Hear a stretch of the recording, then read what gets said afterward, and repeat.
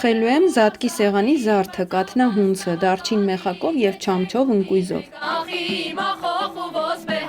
Խմորի համար գոլ կաթի մեջ լցնենք խմորիչն ու թողնենք մնա։ Հարենք ձուն, շաքարավազն ու կարագը։ Ավելացնենք կաթը, շարունակենք հարել։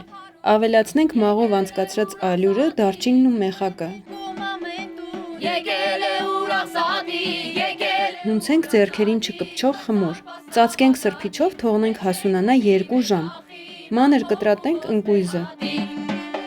Խմորին ավելացնենք չամիչն ու ընկույզը, հունցենք։ Բաժանենք 3 հավասար գնդի։ Թողնենք մի փոքր հանգստանան։ Զոլեր անենք և հյուսենք։